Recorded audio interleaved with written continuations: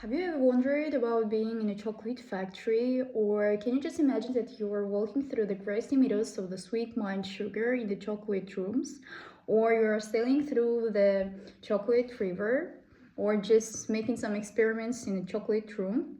So, yeah, today you're having a chance of being and having a golden ticket.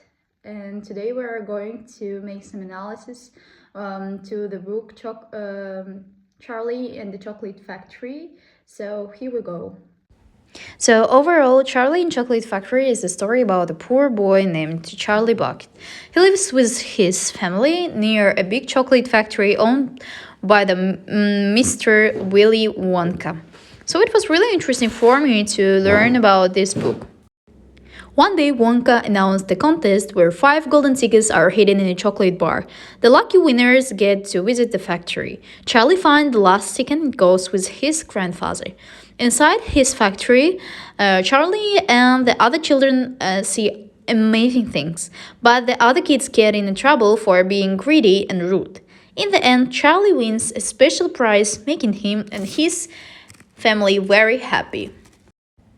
This is an overall summary about this book. So let's make some analysis, stylistic analysis for this book, and find out some masterpiece. So here are some metaphors. We ought to know that metaphors are a direct comparison between two unlike things without using like or as. So in this example, in this book, we find some examples like the chocolate river floated along smoothly and swiftly, a broad gleaming rivers of chocolate. So we ought to know that in this case, the river is directly compared to the chocolate. So this is a metaphor.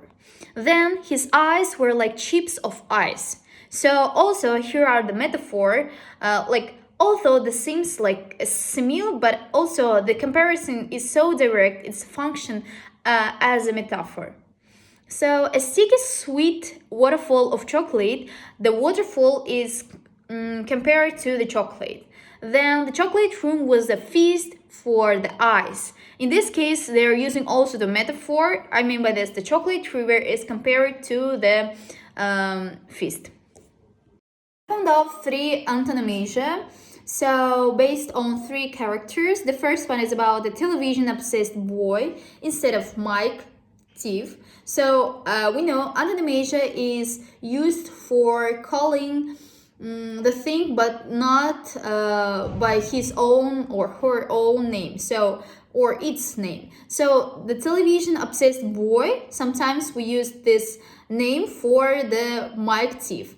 Then the spoiled brat instead of the Veruca salt, and the gluten for the Augustus gluten. So here are some alliteration. We ought to know that alliteration is a repetition of the similar sounds.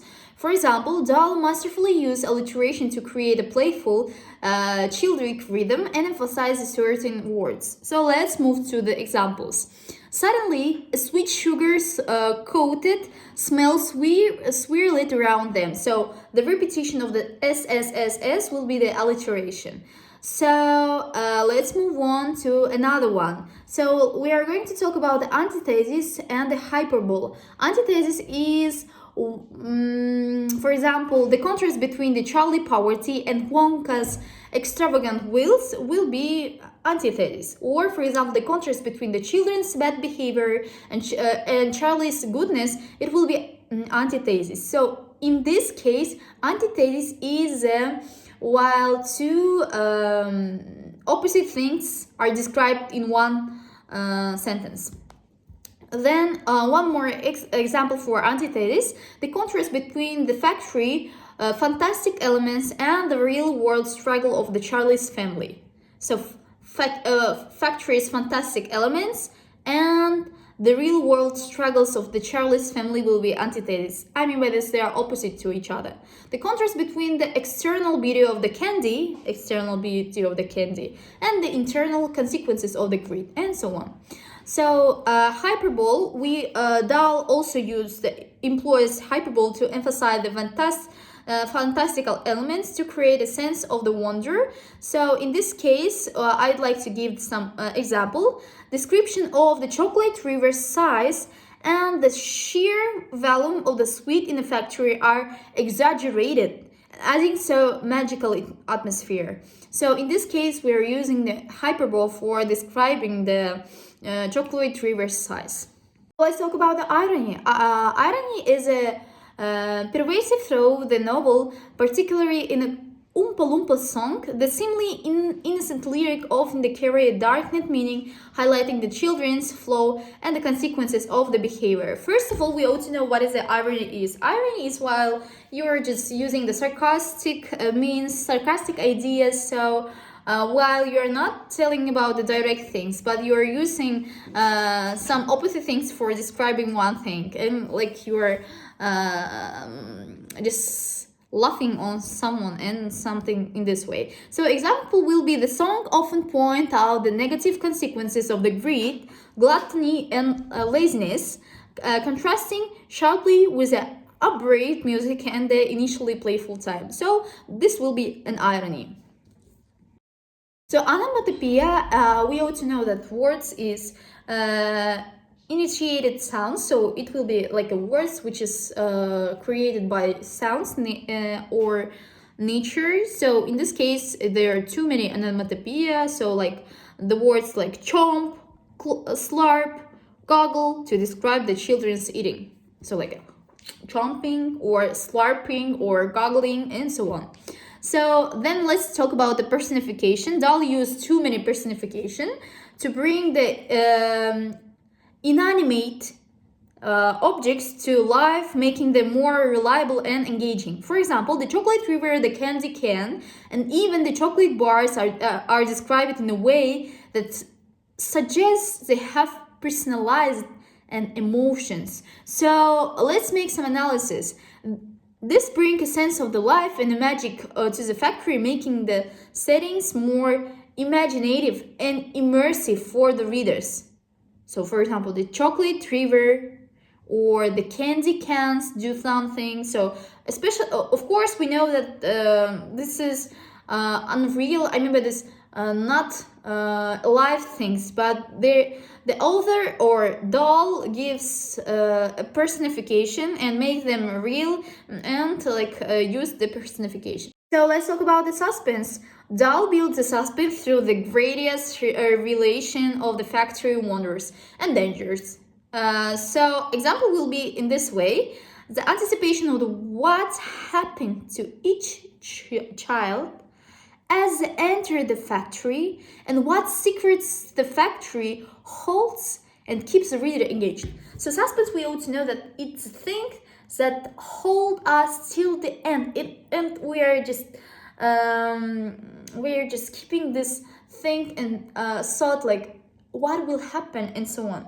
So in this case, the doll use suspense for anticipation of what happened to each child, what will happen, and so on. And for example, the secret of the factory, or for example, what will happen to the Willy Wonka, or what will happen to the boy, and so on. And it's really engaging, and a doll masterfully used this suspense to keep the reader engaged. So let's talk about the repetition. Repetition of the words or phrase is used for emphasizing and create memorable impact. So example will be in this way: the contest repetition of the children bad habits in the Oompa Loompa song serve to underscore the consequences of the actions. Let's make some analysis. The repetitive nature of this song create a memorable and almost hypnotic effect. So we know that in the book there are too many songs, and even in a cartoon there are too many songs. So these songs help us, they're using so many repetition, and it helps us to it helps reader to make it memorable, and for us it's really interesting to read it. Talk about simile. Dali used also simile to create a vivid imagery and to compare fantastic elements to a familiar concept for the readers. Example will be in this way. The chocolate river is described as a flowing like a river of warm, melted milk in a chocolate. So simile, it's like while we are comparing one thing to another and using as or like or and so on. So analysis will be in this way. The simile connects the fantastic with the familiar, making the chocolate river both believable and appealing for the readers. Let's talk about the rhyme and rhythms. Example will be in this way. The Oompa Loompa song are prime example of the rhyme and rhythm.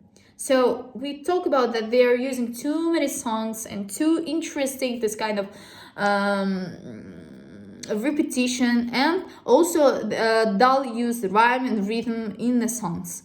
So the analysis will be in this way. The rhythmic nature of the songs and combined with their often darkly ironic lyrics create a powerful impact on both children and adults, and it helps us to just keep this interaction from our side.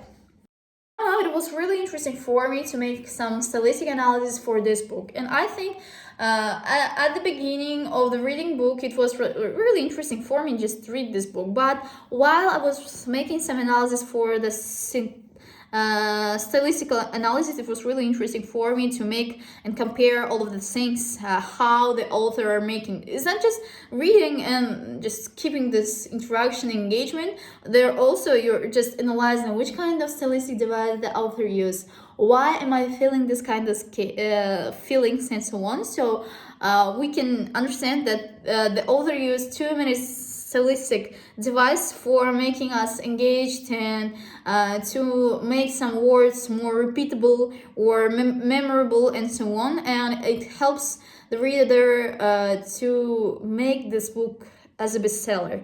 And also I cannot find some of the stylistic device like lithodes or framing or for example gap sentence or breaking the narrative or questioning the narrative and so on.